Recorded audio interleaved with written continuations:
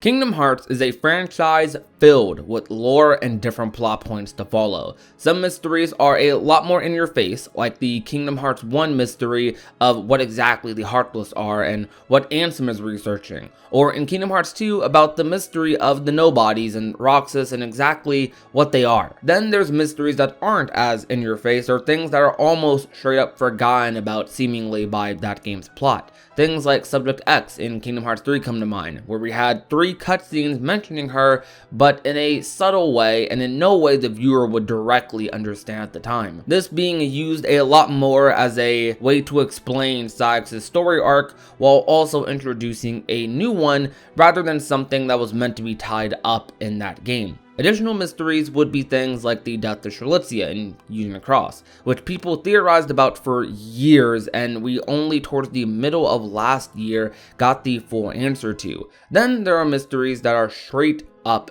hidden, like the ones in the secret reports or letters, or ones that are purely visual, like what a lot of people interpret as representation of the Unicornus Guild from Kingdom Hearts Key in Twilight Town. Or prior to Kingdom Hearts 3's epilogue, the suspicious role of Xigbar in the organization. This video is about those hidden mysteries I feel a lot of people are missing out on, more than I think should. There's a lot of Kingdom Hearts fans that have read a couple of the game's secret reports. A small sum have read all of them, though there's a pretty decent, I'd say majority of Kingdom Hearts players who have not. For various reasons that are understandable, some reports you have to go out of your way to get. Some don't like reading that much during a video game or playthrough experience, which is what partially led to decisions that Kingdom Hearts 3 made where they removed the text box dialogue in favor of more voice-acted interactions. Though despite any of those reasons, I do believe all Kingdom Hearts fans, if possible, should read the secret reports. You don't have to collect them in the game if you don't want to go through collecting them. There's plenty of websites that have all of them listed word for word, which is what I normally use as a reference actually when I'm talking about them in a video. I do have them collected myself in the games, of course, but I rarely open up the game to reread them because it's entirely more convenient to view them online for video purposes. It takes like 5 seconds compared to turning on my PS4, opening up the game, waiting for a load screen, and then opening up the secret report. However, these secret reports have hidden lore and mysteries that sometimes even their own games themselves lack.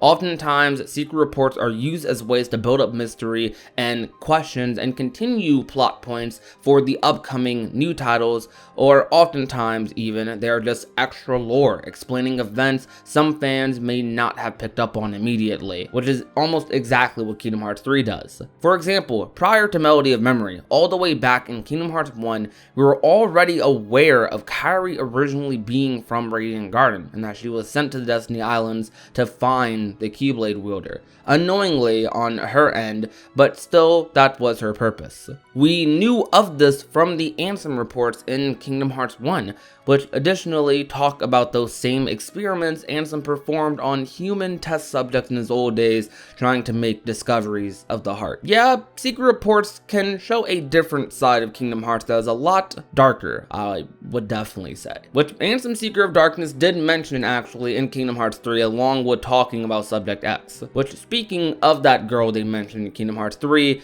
we know so much about her already just because of the secret reports in that game. Half of the Kingdom Hearts 3 secret reports are about Subject X, a matter of fact. We get one secret report from Subject X herself, describing the little bit of memories she has, which makes us come to the conclusion that she must have been a Union leader, or at least is from Daybreak Town in Union Cross. We get reports describing Apprentice Xehanort's thoughts on the girl and where she could possibly be from. Then additional reports from Saix talking about him and Lee becoming apprentices so they could save her, which led to them being organization members. It's a flashback read from them in Birth by Sleep, which is a direct continuation of what we saw from them cutscene wise in Kingdom Hearts 3 when Saix and Lee were sitting on the clock tower and during Saix's death scene as an organization member. And that isn't even mentioning the Lushu stuff in the secret reports either, talking about the events after the Keyblade War in Kingdom Hearts Key, telling us things about the imposter among the Union leaders before it was even revealed, and additionally something we haven't seen yet but is confirmed to happen because of Kingdom Hearts 3, Luxu bequeathing his Keyblade to one of the 5 Union leaders, which I will be making a video about soon, by the way. We additionally know that the Master is returning due to the end of the last secret report, with further confirmation from the Ultimanias, but where Luxu says at the end of the secret reports, he will return. That's the last line you read from Kingdom Hearts 3 secret reports. This is just some of the stuff that is hidden in Kingdom Hearts secret reports throughout all the games. Kingdom Hearts 1 Ansem reports, Kingdom Hearts 2 secret Ansem reports, Xehanort reports, and Birth by Sleep. They all hold information, some of which we don't even know about today, giving further context to scenes, giving you further insight into characters, like for example how the Roxas Diaries and Days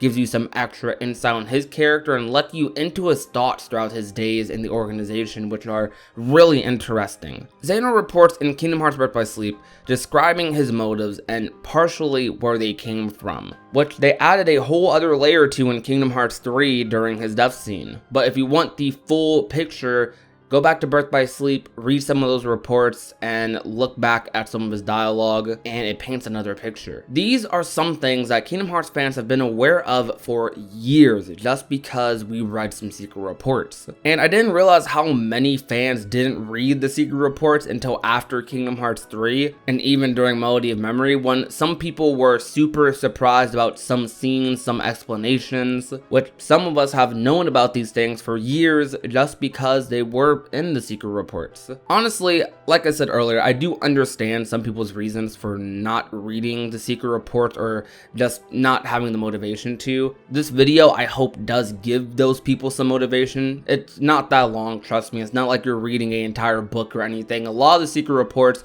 are just paragraphs or two, and there's usually no more than like 13 of them in your normal Kingdom Hearts game, outside of things like Roxas Diary and Days, which I wouldn't count as secret reports, but it's his diary, and things like the Xehanort reports there's only 5 of them, I believe. But honestly, they're not that long. Like, if you wanted to sit down and read all the secret reports in one session, it probably won't take you more than an hour.